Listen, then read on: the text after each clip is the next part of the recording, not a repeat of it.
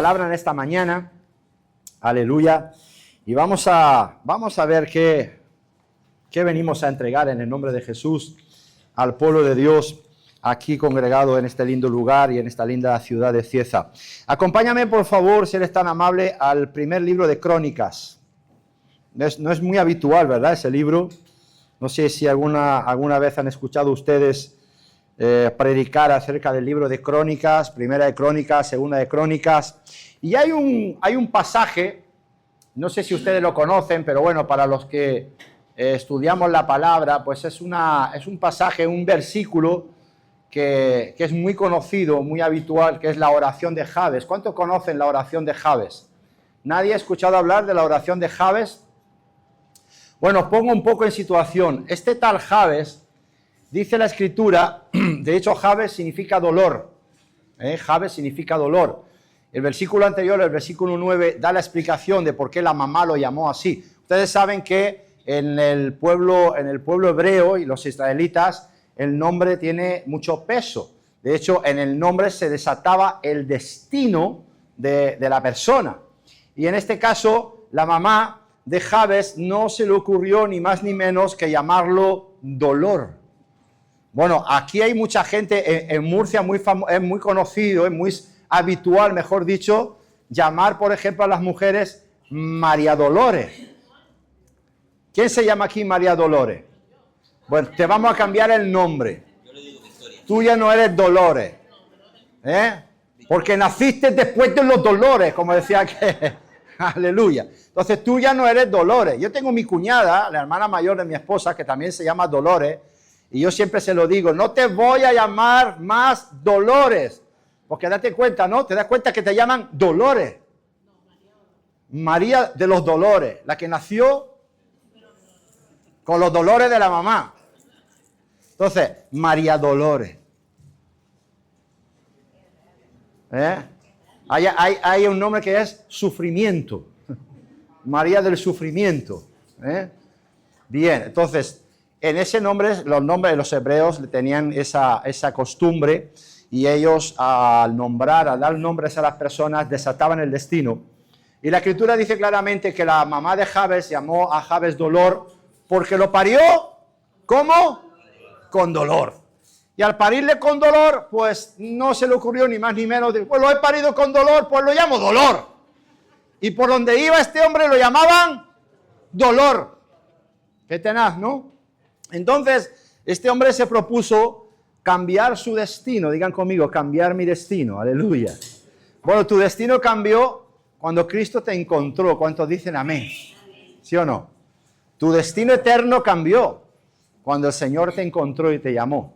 Porque te recuerdo algo, antes de Cristo ibas directamente de cabeza ¿a dónde? ¿A dónde? Al sótano, al infierno. Pero al encontrarte el Señor y a rescatarte de tu vana manera de vivir, el Señor cambió tu destino. Y tu destino final ya no es el infierno, sino que es el paraíso por los siglos de los siglos y por toda la eternidad. Podemos dar un aplauso al Señor porque Él lo hizo todo. Él lo hizo todo. Y dice así la Escritura, esta es la Reina Valera, pero, le he pedido a Carlos hoy que solamente me ponga la Reina Valera porque solamente vamos a leer 2 o 3 versículos en versiones diferentes y de hecho uno de ellos es este. Primera de Crónicas 4:10, la versión NTV. No, primero la Nueva Biblia Viva. Dice así, fue el mismo que oró al Dios de Israel diciendo, te ruego que me bendigas más todavía. A ver, cuando leemos esto, y fíjate aquí es más expresivo todavía porque Jabes le dice al Señor, digan conmigo, si me dieras bendición. Entonces, cuando ustedes leen esto, y ven esos puntos también exclamativos, si me dieras bendición y ensancharas mi territorio, y si tu mano estuviera conmigo y me libraras del mal, para que no me dañe. Y le otorgó Dios lo que le pidió.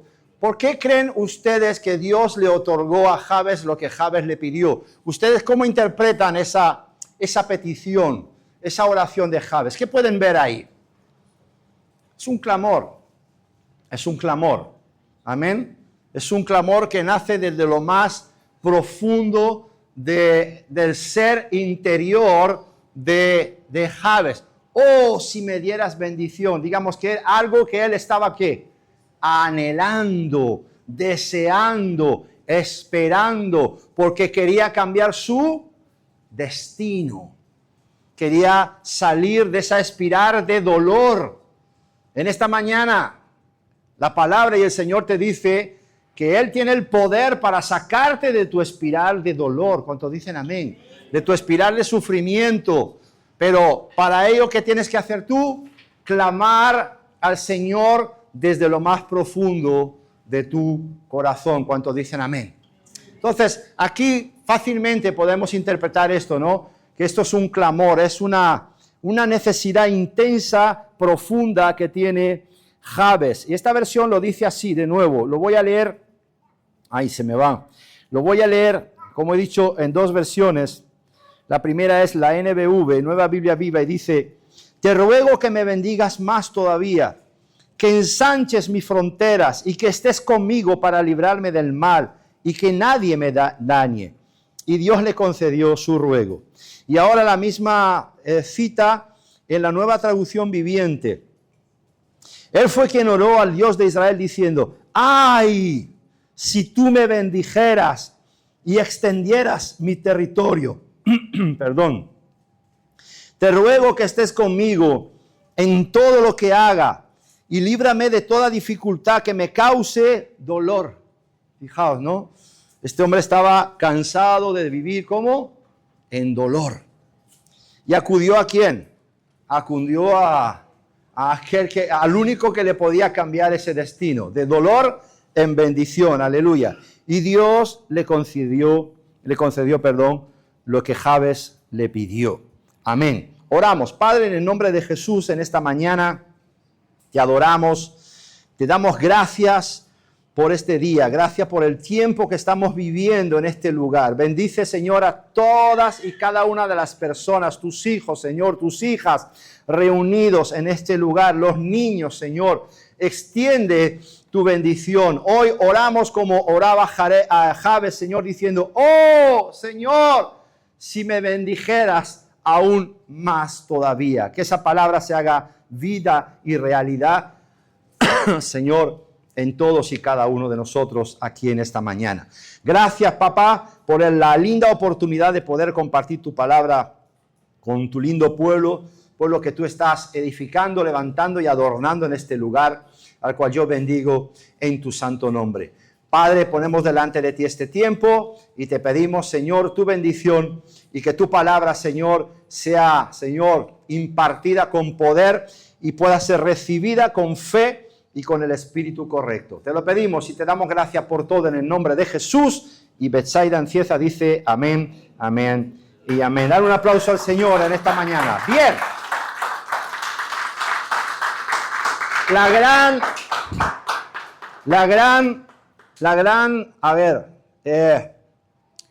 El dolor, cuando tú te das un golpe, te golpeas en cualquier parte de tu cuerpo, lo primero que sale de tu boca, ¿qué es? ¿Una qué? Una queja. Una queja. ¿Te quejas por qué? Porque te ha dolido, ¿verdad? Porque somos de carne y nos golpeamos y nos duele y decimos: ¡ay! ¡Ay, qué dolor! ¡Ay, qué dolor! ¡Ay, qué No era eso, no, eso era otra canción. Entonces, ¡ay, qué dolor! Y algunos todavía se les va la boca. Sobre todo en Murcia. ¡Ay! Que se me va la lengua. ¿Por qué? Porque me golpeé en cualquier sitio de mi cuerpo. Pero es cierto que lo primero que sale cuando hay dolor es queja. ¿Alguno de vosotros todavía se queja? No, escucha, espera, no te rías, que los mentirosos no entran al reino de los cielos. Entonces, y el Señor está aquí en este lugar. Entonces vuelvo a plantear la pregunta: ¿alguno de ustedes? Yo me sigo quejando. A mi mujer me quejo todos los días. porque es la que tengo al lado. Aleluya. Entonces, ¿alguno de ustedes todavía sigue quejándose? Venga, de vez en cuando. ¿Cuántos dicen amén? O sea, que nos damos cuenta que la queja es parte ¿de qué? De nuestro día a día. Que de nuestro día a día. ¡Ay, vale, ya, no te quejes más! Qué cansino, qué cansina con la queja, siempre con el mismo cuento, ¿verdad? Entonces, tenemos esa naturaleza, que es la naturaleza adánica, que pues está ahí ¿para qué? Para quejarse. Para quejarse. Y la gran mayoría de los creyentes, lo digo porque por el matiz aquí, Jabes no se quejaba. ¿Se quejaba de su situación? No se quejaba de su situación, sino que oró al Señor para cambiar, para que el Señor cambiara su situación. Pero en esa oración yo no veo por ningún lado nada de queja. ¿Cuántos ven queja hay? No, aquí hay una súplica, aquí hay un clamor que nace de una necesidad profunda, ¿sí o no? Bien, pero la gran mayoría de los creyentes, de eso aquí no tenemos, ni en Murcia tampoco. La gran mayoría de los creyentes, en algún momento, en alguna etapa de su vida cristiana, estoy hablando de su vida cristiana, no antes, ¿vale? Pero en algún momento ya de su vida cristiana, se ha planteado, se ha hecho la siguiente pregunta, o mejor dicho, le ha hecho al Señor la siguiente pregunta. Atento a ver si te suena familiar, a ver si tú, de alguna manera, también le has planteado al Señor esta pregunta, que esta sí viene con queja, digan conmigo, queja. Y ese es el matiz, aunque veamos que es muy parecida a la oración de Jabes, el matiz es que esta viene con queja. Y es la siguiente, Señor, digan conmigo, Señor, todos juntos, digan conmigo, Señor, ¿qué pasa? ¿Por qué no me bendices más? ¿Ve? Ya la hicieron la queja esta mañana. Ya, aunque no lo hubieran hecho antes, ya hoy han planteado al Señor esa queja. Señor, digan conmigo, Señor, ¿qué pasa? No, a ver, no quieren repetir 2 veces. ¿Por qué no me bendices más? ¿Dónde está el matiz? El matiz que ya no es una súplica, ya no es una necesidad, sino que es una queja. Me quejo delante de mi Dios, delante de mi Salvador, de mi Redentor, de mi Libertador. Me quejo porque según mi propio juicio, propio criterio, creo que me merezco ¿qué? Más bendición.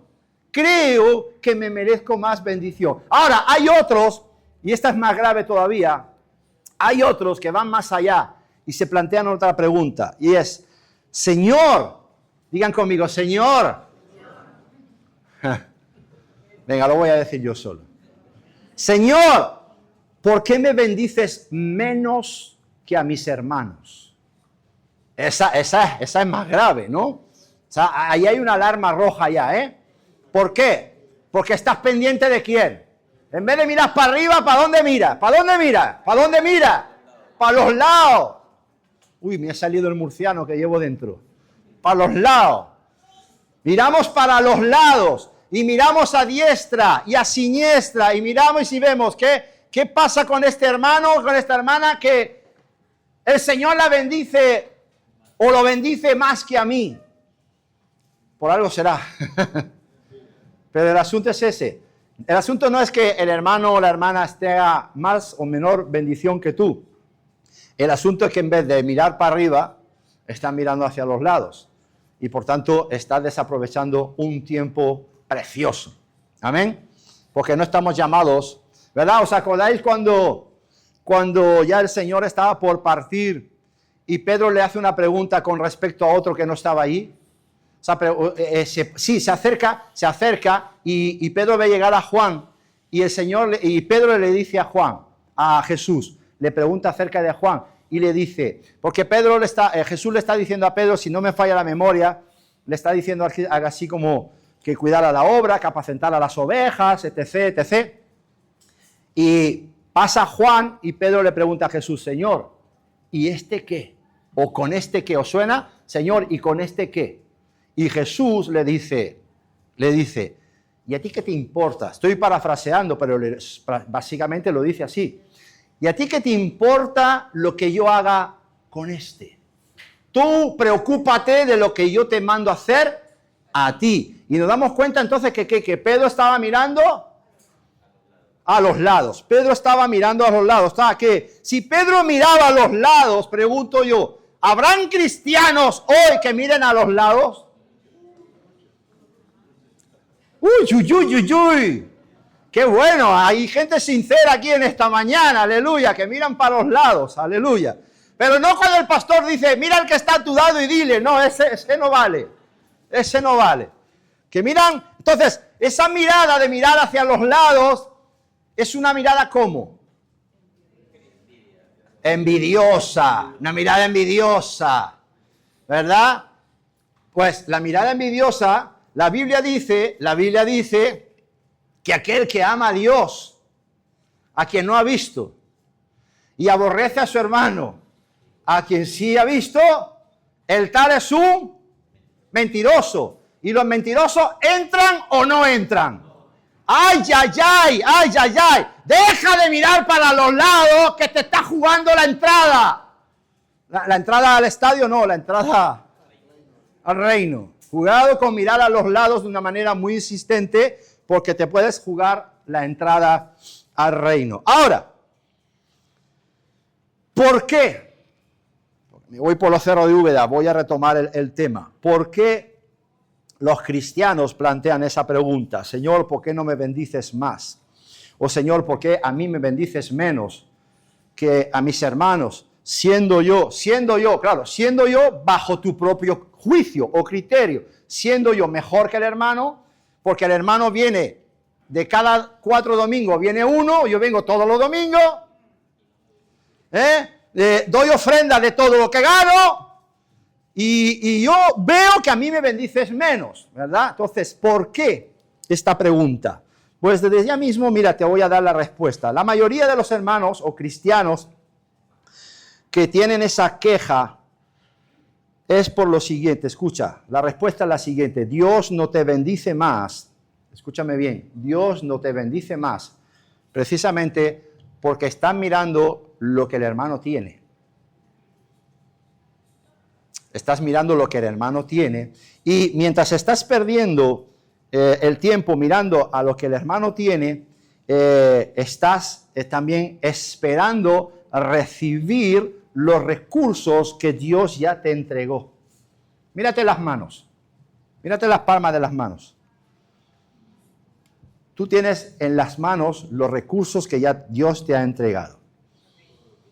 Escucha esto, lo voy a explicar. No se puede pretender recibir lo que uno ya ha recibido. No se puede, repite conmigo, no se puede pretender recibir lo que uno ya ha recibido, o ya tiene, o ya posee. ¿Cuántos dicen amén? Te explico esto, vamos a ir desarrollando esta afirmación. Amado, tú ya estás equipado para ser bendecido en mayor medida. Tú ya estás equipado para ser bendecida, con mayor intensidad. ¿Sabes por qué? Porque según la Escritura, tú ya estás completo en Él. Digan conmigo, estoy pleno, estoy lleno, estoy completo en Cristo Jesús. Ponme Colosenses 2:10, por favor. Colosenses 2:10 dice, ¿y vosotros es qué? Vosotros estáis completos en Él, que es la cabeza de todo principado y potestad, es decir, Cristo Jesús. La versión Palabra de Dios para Todos dice, ustedes están completos y no necesitan nada más. La versión del lenguaje actual dice, a ustedes no les falta nada. Amén. Es como cuando escucha a un cristiano o una cristiana que dice, ando buscando mi media naranja. ¿Alguno sigue diciendo esto? Ando buscando mi media naranja. ¿Cuántos solteros o solteras hay aquí? Levanten las manos. Levanten las manos los solteros. Las solteras. Venga, las solteras. No, ¿estáis todas casadas aquí? ¿Todas? Levanten las manos las solteras. ¿Tú estás casada? Pues entonces estás soltera, ¿no? Pues levanta la mano. ¡Aleluya! ¿O acaso hablo un castellano que en Honduras no se entiende bien? Los solteros y las solteras, por favor, levanten las manos. ¡Ay! Mira que me voy a salir hoy. A ver, y algunos están orando diciendo, Señor, mándame mi media naranja. ¿Cuántos están esperando por su media naranja? Levanten las manos. ¡Que no! ¡Que no! ¡Que ustedes ya están qué! ¡Completos! Si tú estás esperando por tu media naranja, estás creyendo que estás qué? Incompleto. Y necesitas a otra mitad que te venga a completar a ti. ¡Aleluya! Entonces te pregunto a ti, si tú crees que tú eres una media naranja, es decir, un ser incompleto, ¿vas a poder hacer feliz a otro ser que también es incompleto? Diga, ¿me están entendiendo o no? ¿Cuándo ustedes tienen todos los recursos en las manos para poder hacer feliz al novio, a la novia, al esposo, a la esposa? ¿Cuándo? Cuando ustedes crean firmemente que están completos en Cristo Jesús y que ya no necesitan nada más. Las mujeres dicen, ¡ay, necesito un hombre! Necesito un hombre. ¡Un hombre! Los hombres dicen, ¡ay, necesito una mujer! Escucha, algunas veces más vale estar solo que mal acompañado. Cuidado, porque hay que elegir y seleccionar muy bien. Amén. Entonces, aquí no hay ninguna media naranja, ni medio limón, ni media manzana, ¿verdad? Ni media sandía. Ustedes están completos. Digan conmigo, estamos completos en Cristo Jesús. Y no necesito nada más, aleluya. Porque si tú crees que necesita algo de otra media naranja, eso va a crear rápidamente una dependencia. Yo no dependo de mi mujer no depende de mí, yo dependo de Cristo. Amén. Y ambos, como un cuerpo que somos, dependemos de Cristo, que es la cabeza. ¿Cuántos dicen amén? Bien.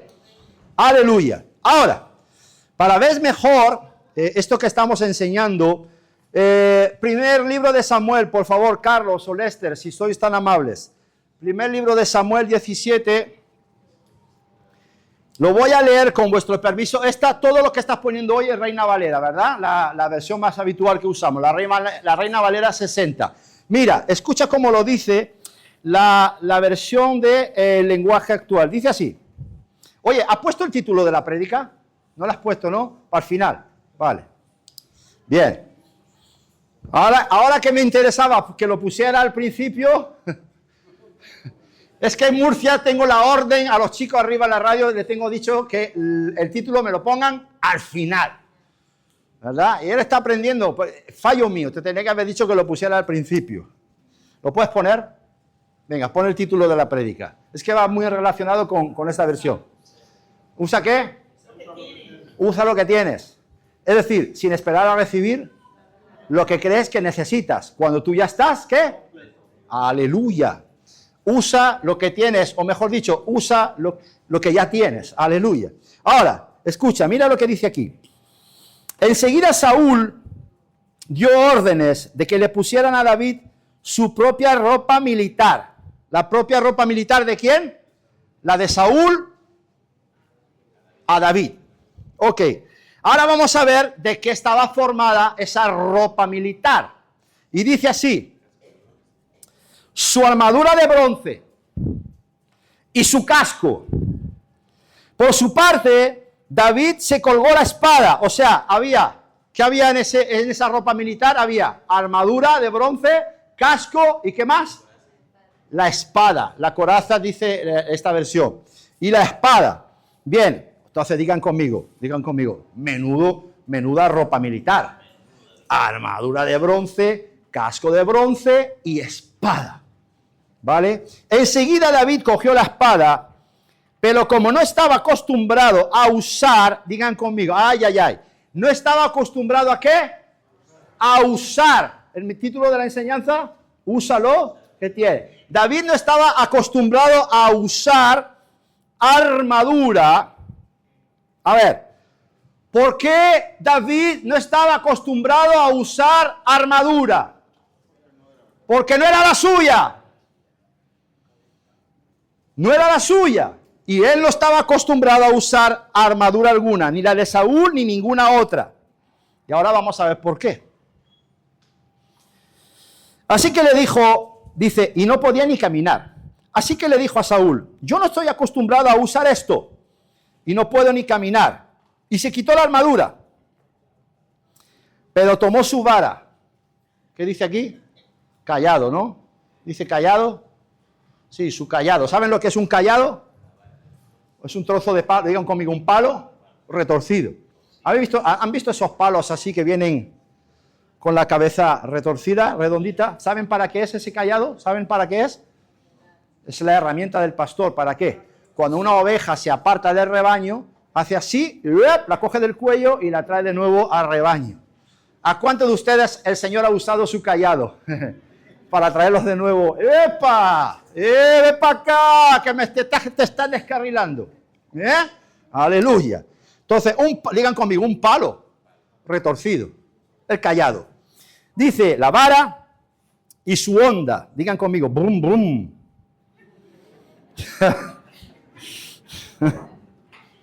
¿Alguien sabe lo que es una onda? ¿Qué es? ¿Ah? Bien. Aleluya. Bien. Y puso en su bolsa 5 piedras del río, luego fue y se le acercó al filisteo. Bien. ¿Qué aparece aquí en estos 3 versículos que hemos leído? No he dicho quién, ya sabemos, Saúl y David, pero ¿qué aparece en estos 3 versículos? ¿Qué aparece? Armadura. Aparecen 2 equipamientos diferentes. Ojo. Aparece el equipamiento de Saúl y aparece el equipamiento de David. Os pregunto, y por favor no me seáis espirituales ahora, es una pregunta literal, literal. Os pregunto, ¿quién poseía el mejor equipamiento? Saúl poseía el mejor equipamiento. Hombre, por eso he dicho literal. Armadura de bronce, casco de bronce, espada. Un palo, una honda y 5 piedras. ¿Estamos de acuerdo? ¿Quién tenía el mejor equipamiento? ¿Quién estaba, os repito, quién estaba más y mejor equipado? ¿Saúl o David? Saúl. ¿Estamos de acuerdo todos? Bien, esto es importante. Saúl. Saúl ciertamente tenía el mejor equipamiento. Pero el muchacho David hemos visto que tenía su propio equipamiento. ¿Ok? Ole, bien. Ahora, por eso desechó David el tremendo ofrecimiento, ¿verdad? O el tremendo equipamiento que Saúl le ofrecía. Porque él tenía, ¿qué? El suyo propio. Bien. Que alguien me diga ahora, ¿de qué le sirvió a Saúl ese tan tremendo equipamiento? Escucho una sola respuesta. ¿Le sirvió de nada? Y el bronce seguramente estaría todo pulidito, porque como no luchaba, no tenía ni polvo, ni barro, ni rasguño. Estaba, vamos, impoluto, ¿verdad? Ni un rasguño, ese bronce pulido. ¿Tú te imaginas esa coraza? Y escucha, dice la Escritura que Saúl sobresalía del resto de los soldados una cabeza y poco más. Por tanto, os pregunto, ¿se darían a medida siendo el rey? A medida suya. Como Pedro Sánchez con sus trajes. a medida suya, bronce, brillante, impoluto, sin una marca, sin una señal de una flecha, de un golpe de espada, nada. Su bronce, su casco, su espada, espectacular. Impecable, iba impecable, aleluya. ¿Te imaginas a la madre de Saúl cuando Saúl volviera a casa diciendo, Saúl, hijo, ¿de dónde vienes? Vengo de la guerra. Y no venía vamos, sin una arruga. Aleluya. Pero entonces, ¿con qué luchaste? No, me quedé en la tienda, en el campamento. Entonces, ¿estamos de acuerdo que su equipamiento espectacular no le sirvió de nada? Sin embargo, con algo mucho menos sofisticado, con algo mucho más sencillo y con algo mucho más humilde, como hemos visto, un cayado, una honda, el zurrón y 5 piedras, David derrotó al gigante. ¿Cuántos dicen amén? Digan conmigo, con un equipamiento mucho más humilde, David derrotó a Goliat. ¿Y qué pasó al derrotar a Goliat? Que David fue bendecido en gran manera. De hecho, cuando vencieron a los filisteos y regresaron a Jerusalén, ya había llegado la fama de David a Jerusalén, y las mujeres, las que necesitaban una media naranja, cantaban, Saúl mató a sus 1000, pero David mató a sus 10,000. Y eso a Saúl, sí que ese fue el único golpe que sintió Saúl. ¡Ah! ¡Ah! Y desde ese momento dice la Escritura que procuró matar a David. Entonces, con un equipamiento mucho menos sofisticado, David fue bendecido en gran manera. ¿Cuál es la primera enseñanza de esto? Amados, que no se trata de lo poco o lo mucho que tienes. Se trata del uso que le das a lo que ya tienes. Porque Saúl tenía mucho y no lo usó para nada. Pero David tenía poco, lo usó y fue bendecido en gran manera. ¿Cuántos dicen amén? Entonces no se trata de mirar a lo mucho que tiene el hermano. A lo mejor el hermano que está a tu lado tiene una armadura de bronce, un casco de bronce, una espada. Pero tú qué sabes si la está usando o la está usando bien. Usa lo que Dios ya te ha dado. De ahí el título de la prédica. Usa lo que ya tienes. ¿Cuántos dicen amén? Amén. ¿Estoy siendo claro hasta aquí? Bien. Hay una parábola que viene como anillo al dedo, que es la parábola del siervo negligente, la parábola de los talentos. ¿Cuántos conocen la parábola de los talentos? La parábola de los talentos, creo que es conocida por todos, se menciona un hombre de negocios, un hacendado, que antes de salir de viaje, dice que reúne a sus siervos. Os pregunto, un hombre de negocios, un hacendado en aquella época, ¿cuántos siervos reunió? Esto es muy importante, verán por qué ahora. ¿Cuántos siervos reunió? A 3. Os pregunto, en toda la finca, o las haciendas, o los terrenos que ese hombre tenía, ¿solamente tenía 3 siervos? ¿O tenía muchos más? Tenía más. Entonces, esos 3, ¿cómo? Dígalo usted, amado. Eran de confianza. Aleluya. Eran los 3 en quienes él confiaba. Igual que la María Jesús Montero con Santos Sardán, que puso la mano al fuego y al final uy, que me quemo. Pero este hombre llamó a sus 3 hombres de confianza. ¿Cuántos dicen amén? Bien. Y les entregó la administración de sus negocios según la versión BLP. Dice así, escucha bien, Mateo 25, por favor, 14. Dice así, escucha cómo lo dice esta versión. Dice, igualmente, el reino de los cielos es como un hombre que al irse de viaje reunió a sus criados y les confió la administración de sus negocios. Verso 15. No te lo anoté, ¿verdad? El 15. No, pero te lo leo aquí, mira. Dice así. A cada cual, de acuerdo con su capacidad, escucha bien, porque yo he escuchado muchas veces esa prédica, esta enseñanza, y la mayoría cometen un pequeño error. Os pregunto, ¿los 3 tenían capacidad? Sí. A cada cual según sea su capacidad. O sea, eran hombres de confianza y los tres tenían capacidad. Ok, dice así. De acuerdo con su capacidad, le confió una cantidad de dinero a cada uno. A uno le entregó 5 talentos, a otro 2 y a otro 1, y luego emprendió su viaje. Amén. ¿Cuánto conocen esta historia, esta parábola? Bien, entonces lo más tremendo es que le da a cada uno conforme y de acuerdo a su capacidad. Es decir, de sus 3 hombres de confianza, él estimó a su propio juicio, conociendo a sus siervos, estimó que uno era capaz de administrar 5 talentos. Luego, con ese buen juicio, estimó que el otro hombre de confianza era capaz de administrar 2 talentos. Y luego estimó que el tercer hombre de confianza, si no, no le habría dado nada. ¿Cuántos dicen amén? No le habría dado nada. Le dio, según la capacidad que él podía observar en ese capataz, le dio 1 talento. Digan conmigo. A cada uno según su capacidad. Bien, os pregunto, ¿Saúl tenía potencial? ¿Saúl tenía capacidad? Sí. Ahora, está claro, como acabamos de ver, que ciertamente, si volvemos a la parábola de los talentos, que cada uno, ciertamente, unos tenían más capacidad que otros, pero todos tenían habilidad. Todos eran capaces de poder negociar, de poder multiplicar, de poder invertir y poner a producir esos talentos. ¿Cuántos dicen amén? ¿Estamos de acuerdo? Ahora, ¿aquel que recibió un talento tenía potencial? Sí, por supuesto que sí. ¿Tenía recursos?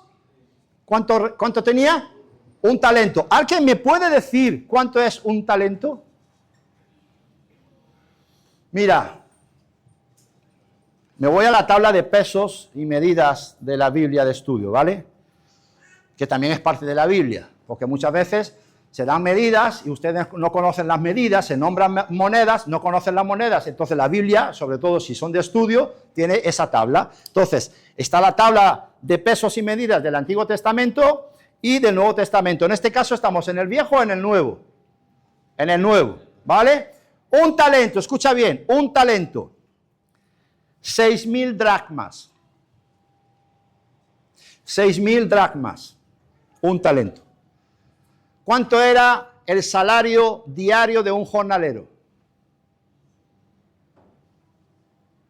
1 denario.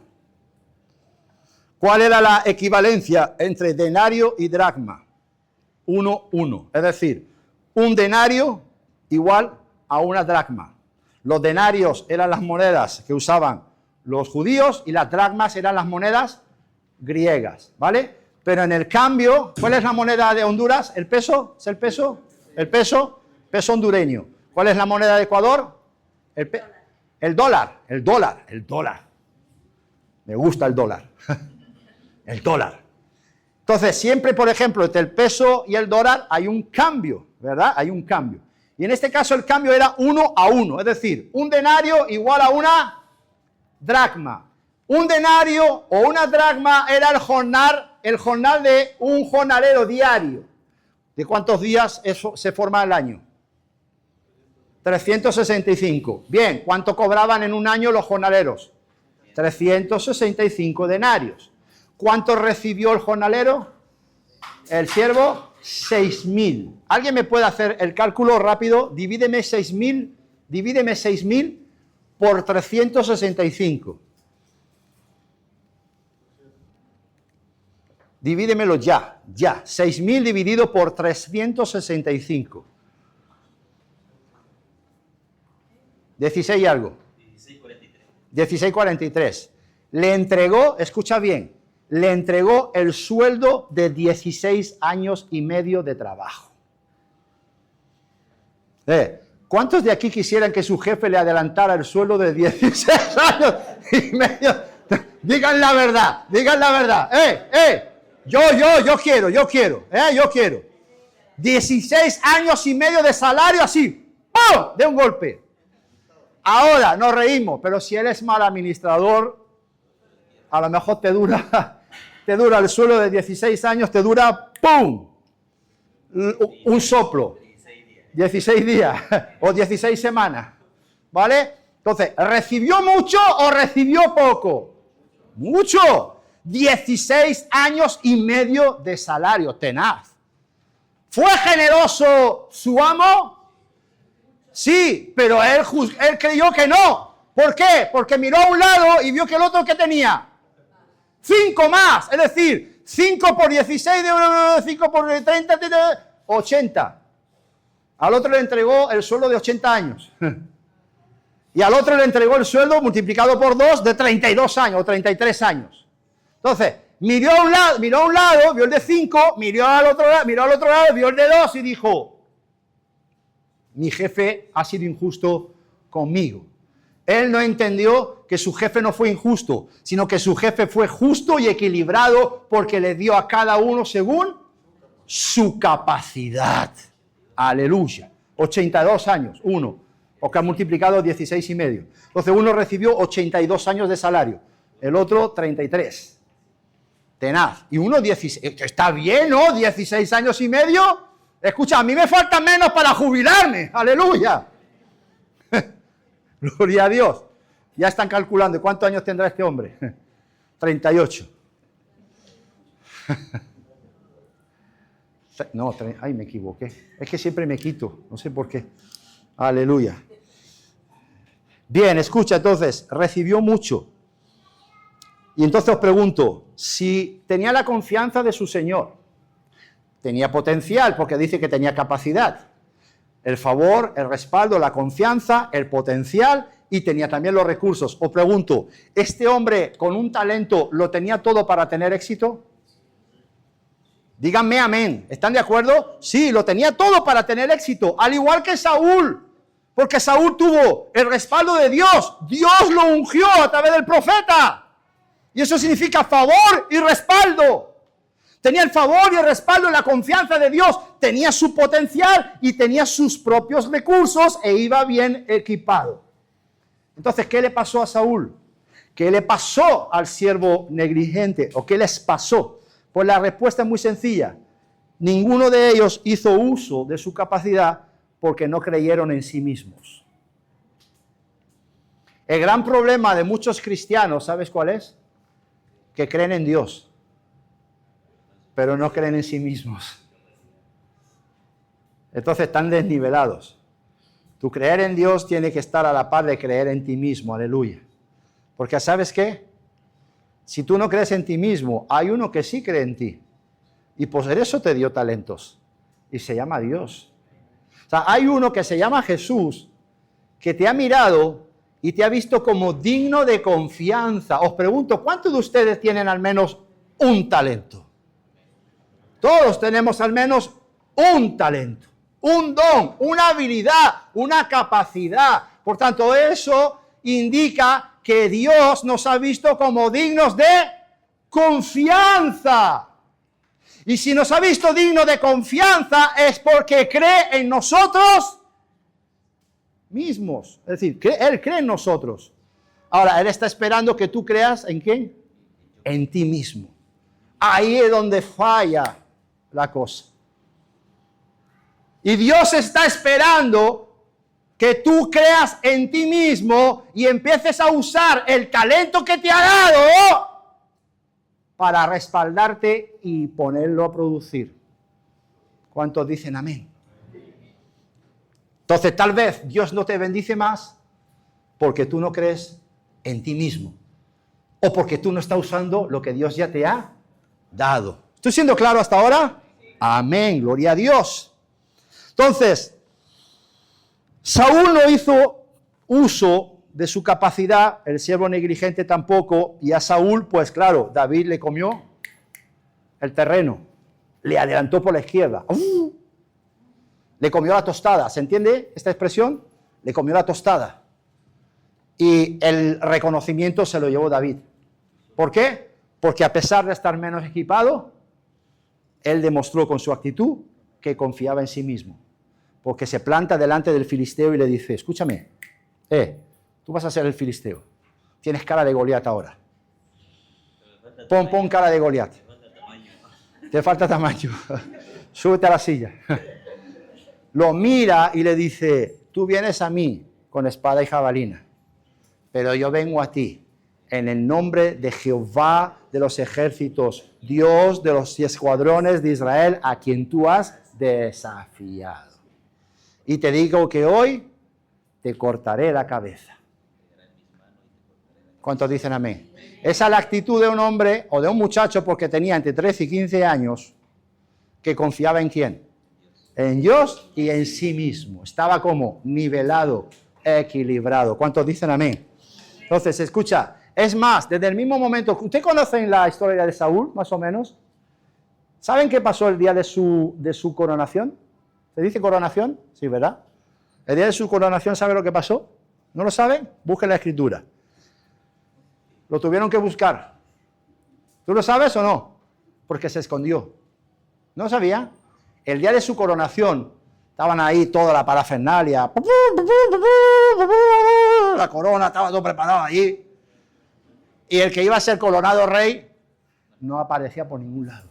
¿Sabe dónde lo encontraron? Porque claro, como venía gente de todos lados a la coronación, pues había un lugar donde tenían como una especie de trastero, donde metían los equipajes de los invitados. Ahí se escondió Saúl.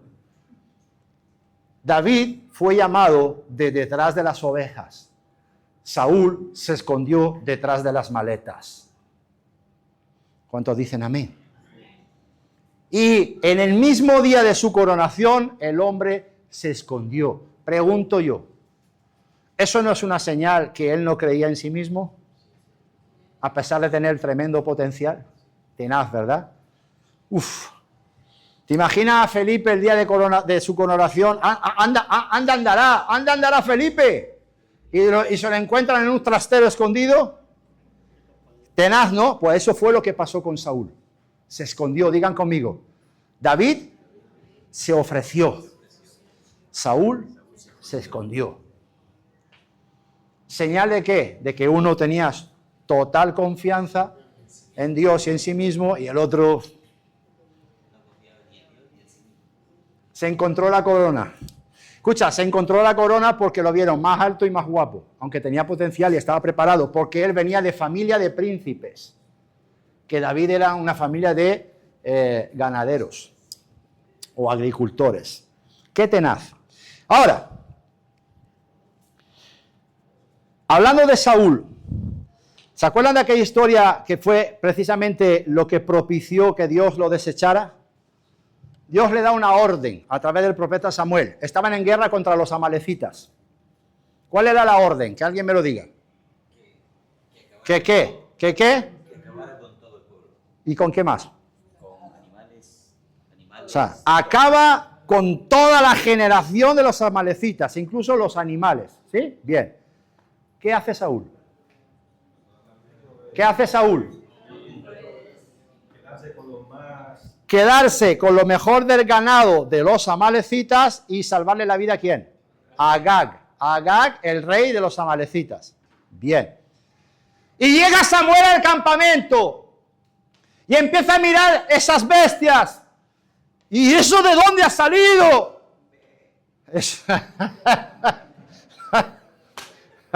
Claro, es que es una oveja del Señor, aleluya. ¿Eso de dónde ha salido? Entonces va el rey Saúl. ¿Alguien me puede decir de dónde salen estas bestias? Dice, esto es lo mejor del ganado de los amalecitas, porque he tenido la ocurrencia de guardarlos para hacer ¿qué? Para ofrecer holocausto a Jehová.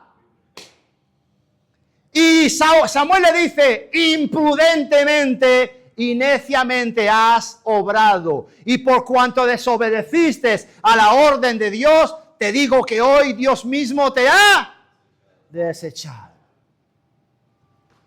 Con lo fácil que es obedecer a una orden de Dios. Yo a la orden de mi mujer obedezco rápido. Escucha, no me grabe eso, No vaya a ser que luego le dé por mirar la prédica y entonces tengamos un problema. Y te eche la culpa a ti.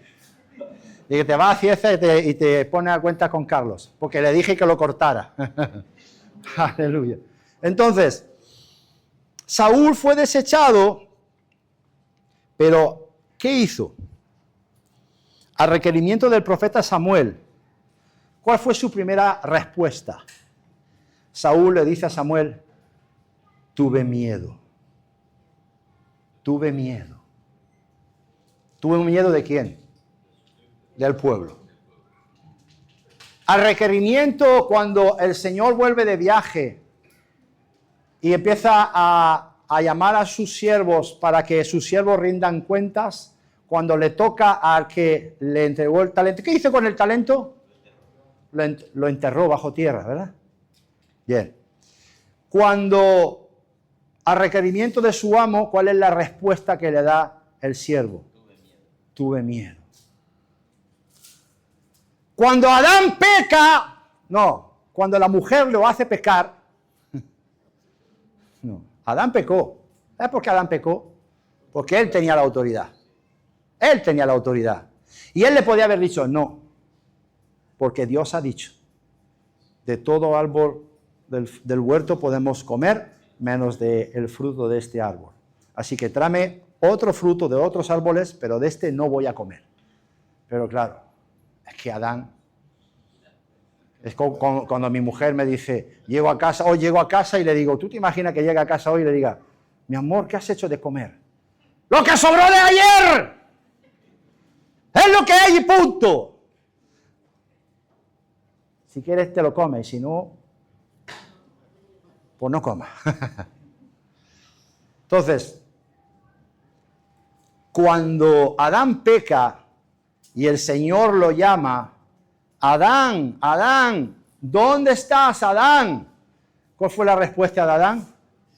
Me escondí, ¿porque qué? Porque tuve miedo. Desde Adán hay una generación, no me quiero adelantar, ahora lo tocamos, de miedoso. Sí, la cosa, digan conmigo, tuvo miedo. Ahora, ¿qué dice Proverbios 29-25? Primera parte del versículo, ahí está. ¿Qué dice? El temor del hombre pondrá lazo. ¿Cómo quedó Saúl? Paralizado. ¿Cómo quedó el siervo negligente? Paralizado. ¿Cómo quedó Adán? Paralizado. ¿Por qué? Porque tuvieron miedo. Escucha cómo lo dice otra versión. El temor humano es una trampa.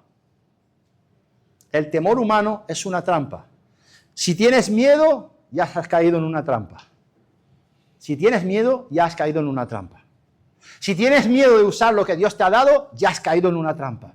Ponme el primer libro de Samuel 17:11. Dice, oyendo Saúl y todo Israel estas palabras del filisteo, ¿qué hacía Goliat? ¡Traedme! 40 días vociferando, amenazando ahí. Venga, traedme, venga aquí que uno luche conmigo. Y si me gana, aceptamos la derrota. Y si lo gano yo, ustedes serán nuestros siervos y nuestros esclavos. 40 días. Goliat. Aleluya. Y por el griterío, el vocerío del filisteo, ¿qué pasó con Saúl y con Israel? Se turbaron y tuvieron gran miedo.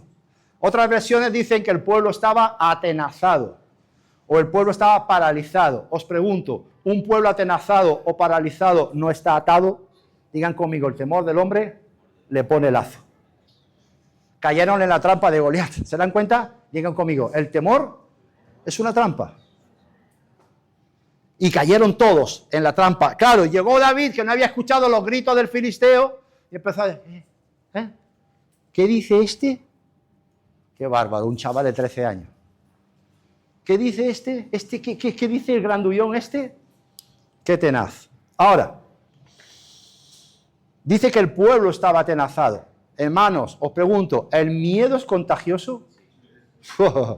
Se propaga, se extiende. Ahora, ponme por favor otra vez el versículo de Proverbios. Carlos, si eres tan amable. El temor del hombre pondrá lazo. ¿Qué dice la segunda parte? Lo vamos a decir todos juntos, digan conmigo. Mas el que confía será exaltado. ¿Cuántos confían en el Señor? Aleluya. ¿Te das cuenta cómo va de confianza la cosa? Dios ha confiado en ti. Él está esperando que tú confíes en Él. Y si tú confías en Él, ¿serás qué? Exaltado. ¿Cuántos dicen amén? ¿Se merece un aplauso a nuestro Señor o qué? Aleluya. Gloria a Dios. Entonces, ¿confió Saúl? No. ¿Confió el siervo negligente? No. ¿Puso en práctica Saúl el equipamiento que tenía? No. Escucha, yo me imagino que Saúl vendió la coraza por Amazon nuevecita. ¿Te imaginas el anuncio de Amazon o de Vinted o no sé qué, cómo se llaman esas aplicaciones que dicen, se vende coraza recién estrenada, como nueva? llamen a Saúl, rey de Israel. Qué tenaz, ¿no? ¿Te imaginas eso? Santo Dios, impoluta. ¿Puso en práctica Saúl? ¿Puso en práctica el siervo negligente? Tampoco. ¿Confió David? Sí. ¿Puso en práctica David? ¿Usó su equipamiento? Sí. ¿Creyó en sí mismo Saúl? No. Es que he puesto es la trampa. Digan amén los que duermen. Vale. ¿Creyó en sí mismo David? Sí. Aleluya. Bien. Ahora, última parte de la enseñanza. ¿Cuántos se han dado cuenta o se han percatado de que vivimos en una sociedad o en una generación que intenta o busca continuamente cómo escaquearse? ¿Se entiende la palabra, el verbo es escaquearse? ¿No se dice en Honduras? ¿Se entiende aquí en Cieza escaquearse? ¿Qué significa? ¿Qué entendéis vosotras que sois de aquí, de la tierra? Escaquearse. No querer hacer algo. No querer hacer. Zafarse. Escaparse o zafarse de algo. Bien. Entonces, escaquearse significa eludir o evadir una responsabilidad. Vamos, como Pedro Sánchez. ¿Qué está haciendo Pedro Sánchez? Los cortes, cuando hablo de política, corta. Entonces, ¿está qué? Escaqueando, está evadiendo su responsabilidad. Porque si él fue quien nombró a estos dos personajes. Entonces, si por un lado acepta su responsabilidad por nombrarlos, sabía a quién nombraba. Y si por otro lado dice que no sabía a qué se dedicaba, entonces elude su responsabilidad y es un incompetente. Por un lado, tiene que dimitir porque lo sabía, y si no lo sabía, tiene que dimitir por incompetente. Eso es otra historia. Mi mujer me dice, no hables más de política. No puedo. Entonces, eludir, ¿os suena un personaje del Antiguo Testamento que intentó eludir y evadir sus responsabilidades? Muy famoso. Ahí está. Jonás, Dios lo llamó y le dio una encomienda, vete a Nínive a predicar ahí a estos incircuncisos. Y él, en vez de ir a Nínive está hoy en día en el moderno Irak. Entonces, si me planto yo aquí, me planto ahora mismo en el mar Mediterráneo, ¿vale? Irak para mí está allá, es decir, al oriente. Y dice que se fue a Tarsis, cogió un barco, compró un billete, bajó a Jope y en Jope compró un billete y se fue a Tarsis. Tarsis es España. O sea, Irak aquí, España ¿dónde? Según mi óptica, allá. Entonces, Nínive al oriente, Tarsis al occidente. Dice la palabra que intentó huir, Jonás 1, del 1 al 3, huir de la presencia de Dios. Qué necio, ¿verdad? Que hay gente todavía cristiana que se pensará que puede pecar creyendo que Dios no lo está viendo. O que se puede esconder en cualquier sitio creyendo que Dios no lo va a ver. Escucha, te puedes esconder en lo más profundo de la tierra, que ahí estarán los ojos del Señor mirándote. ¿Cuántos dicen amén?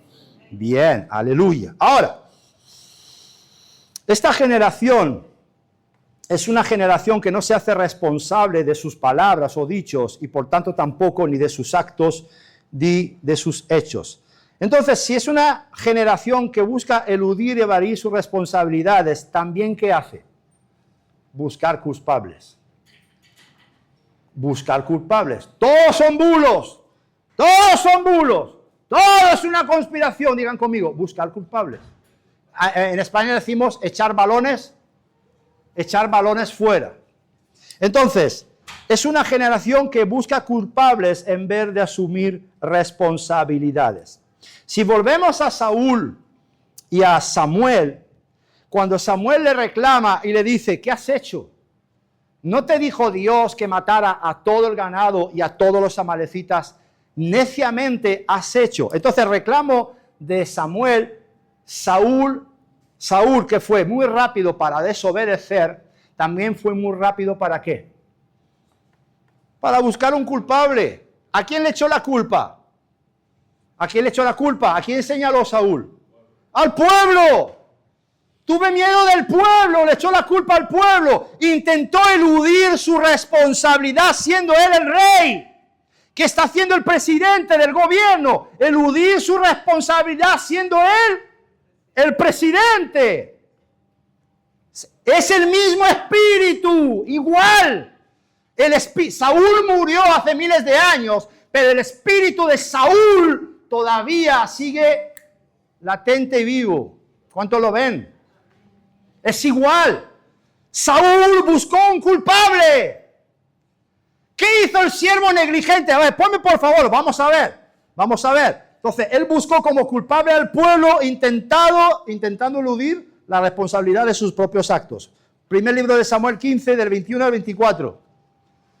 Mas el pueblo tomó del botín. Eso es la explicación que Saúl le está dando a Samuel. Mas el pueblo tomó del botín ovejas y vacas, las primicias del anatema, es decir, de los amalecitas, para ofrecer sacrificios a Jehová, tu Dios, no el Dios de Saúl. Ya no era el Dios de Saúl, era el Dios de Samuel, en Gilgal. Y Samuel dijo, se complace Jehová tanto los holocaustos y víctimas como en que se obedezca a las palabras del Señor. Ciertamente el obedecer es mejor que los sacrificios y el prestar atención es mejor que la grosura de los carneros. Porque como pecado de adivinación es la rebelión y como ídolos e idolatría la obstinación. Por cuanto tú desechaste la palabra de Jehová, él también te ha desechado para que no seas rey. Siguiente versículo. Entonces Samuel dijo a Saúl, yo he pecado, pues he quebrantado el mandamiento de Jehová y tus palabras, ¿porque qué? ¿Porque qué? Porque temí al pueblo. Aún siendo confrontado, le sigue echando la culpa ¿a quién? Al pueblo. ¿Os suena de algo? ¿O solamente lo veo yo? Y consentí a la voz de él. ¿Qué tenaz? Él es el rey. Él es el rey y podía haber dicho, Dios ha dicho todos. Y aquí se va a hacer lo que Dios ha dicho. Y dice que consintió a la palabra del pueblo en vez de obedecer a la palabra de Dios. Uf. Perdona ahora pues mi pecado. Bien, buscó una excusa. Cuando el señor de la hacienda volvió de viaje, ¿qué hizo el siervo negligente? Se buscó una excusa. Fue rápido para inventarse una excusa. ¿Y a quién señaló como culpable? A su propio señor. Ponme la escritura, ponme Mateo 25. 24 y 25. Ponme Mateo 25, ahí está. Pero llegando también el que había recibido un talento, dijo, Señor, te conocía que eres hombre duro, que ciegas, donde, hombre duro que te regala 16 años y medio de salario. Vaya un jefe duro, yo quiero un jefe así. ¿Verdad? ¿Cuánto quieren un jefe así? Que ciegas donde no sembraste y recoge donde no esparciste. Versículo 25, por favor. Por lo cual tuve ¿qué? Saúl, ¿qué tuvo? Este hombre que tuvo miedo. Adán, ¿qué tuvo? Señor de la gloria. Y fui y escondí tu talento en la tierra. Aquí tienes lo que es tuyo. Cuando la voz del Señor se pasea por el huerto después de caer Adán, ¿a quién señaló Adán? ¿A quién busca, qué excusa puso y a qué culpable buscó? La mujer que tú me diste. Vale. Entonces digan conmigo, Adán señaló a Eva. ¿A quién señaló Eva? Señor, la serpiente me dijo. Eva señaló a la serpiente. ¿Y la serpiente a quién señaló? La serpiente se quedó. ¿A quién le echo yo la culpa? ¿A quién le echo yo la culpa ahora? No tenía más culpable, ¿verdad?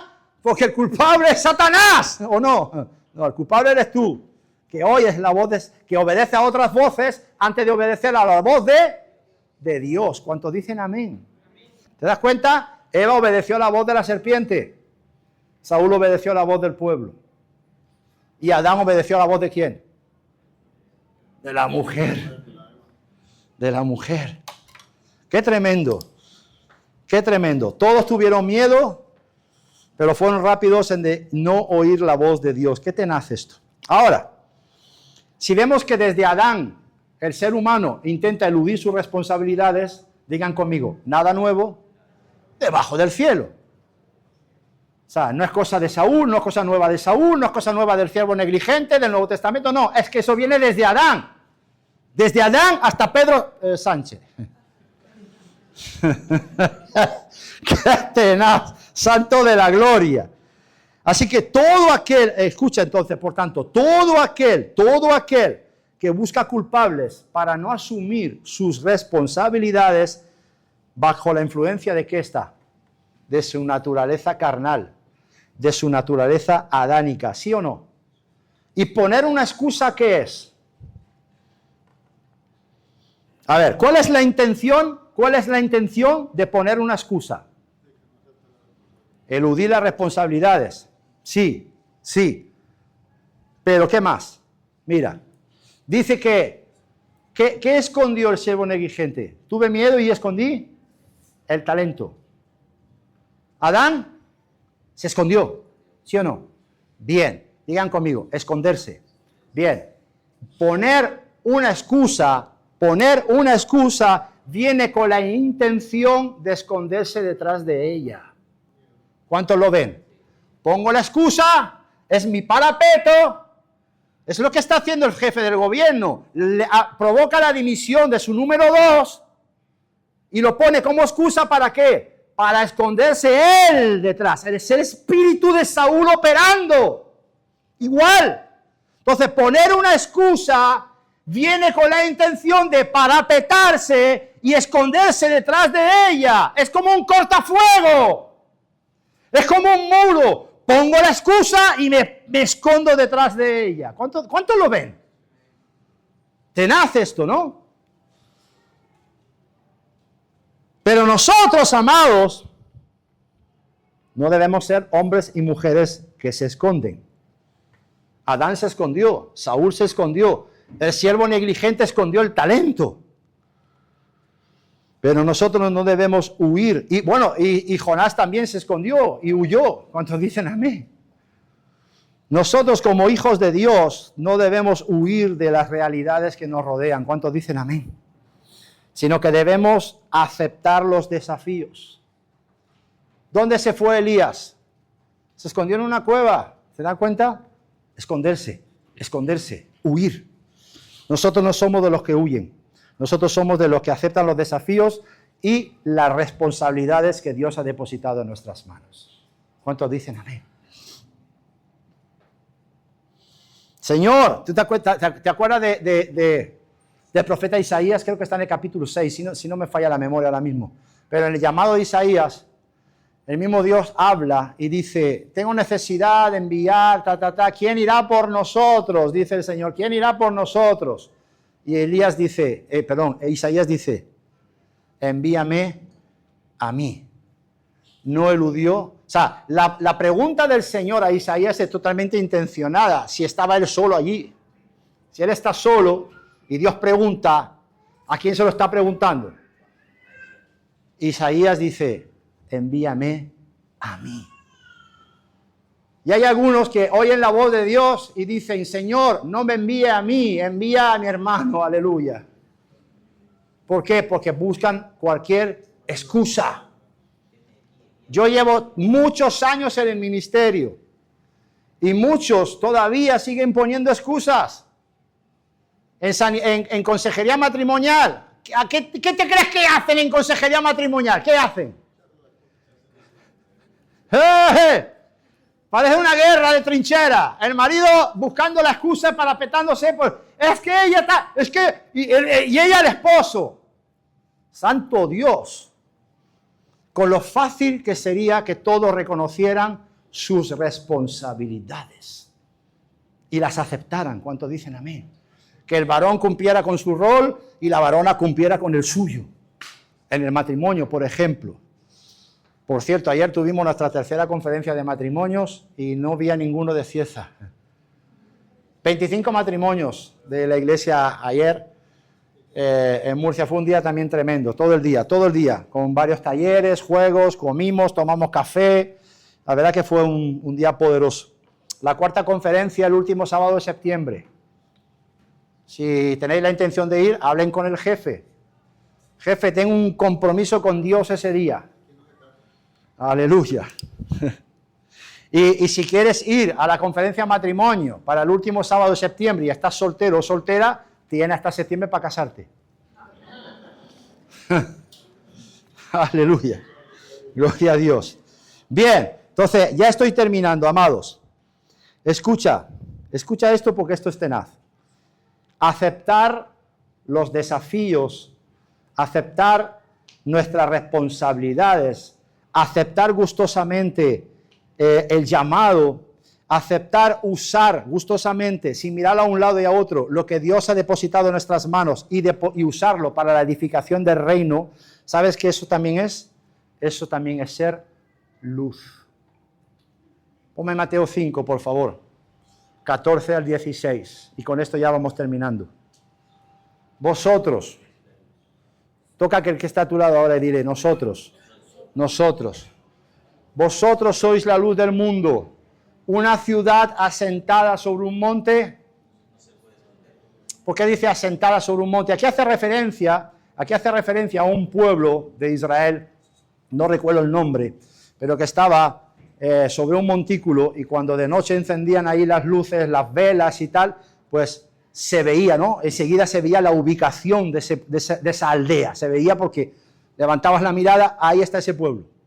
Entonces, una ciudad sentada sobre un monte no se puede esconder, date cuenta, incluso de noche. Si tú eres luz, aún en medio de la oscuridad, precisamente tú tienes que alumbrar. Mira lo que dice. Ni se enciende una luz y se pone debajo de un almud, sino que se pone sobre el candelero y alumbra a todos los que están en casa. Así alumbre vuestra luz delante de los hombres. Así alumbre tu luz, iglesia, delante de los hombres, para que vean vuestras buenas obras y glorifiquen a vuestro Padre que está en los cielos.